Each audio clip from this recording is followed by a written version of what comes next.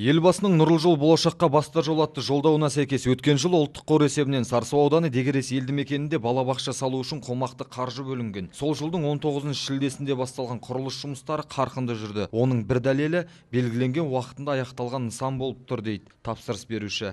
Бұл нысанның құрылысын жүргізген Арайстроймаркет жауапкершілігі шектеулі серіктестігі басшысы Елубаев Арман деген азамат құрылысты өте сапалы, уақытылы аяқтадық. Құрылыс былтырғы жылы 15 шілдеде, 19 шілдеде басталып, биыл 19 тамызда толық бітті.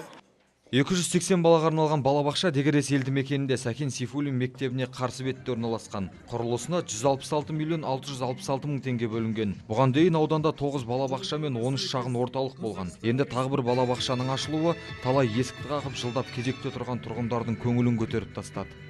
Біздің Жаңатас қаласындағы Дегерес елді мекенінде жаңадан ашылып жатқан балабақшамыз ашылғанына қуаныштымыз. Осы балабақшаны ашып берген елбасымызға, облыс басшыларына, қала басшыларына, бірін басқармасының басшыларына ата-аналар атынан ризашылығымызды білдіреміз.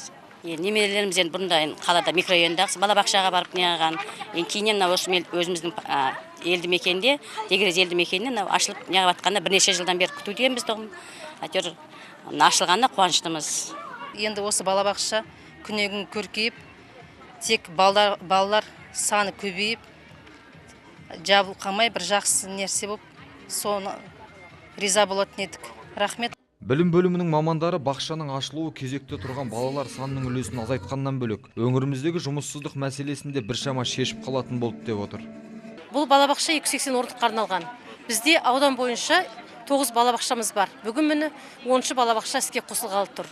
Бұл іске қосылса бізде қамтылу үлесіміз 75% болып, 905 бала тұрса, соның 645 ғана бізде кезекте қалады деген сөз. Яғни бізде бүгін үлкен қуаныш, ұлы той болып жатыр. Шара соңында кішкентай өнерпаздар өнерлерін көрсетіп келген қауымды сүйіндірді. Ал өз кезегінде үлкен буын өкілдері балаларға базарлық ретінде тәтті торт тарту етті. Тараз қаласынан келген құрметті қонақтар облыс әкімінің атынан бүлдіршіндер үйіне теледидар сыйлады.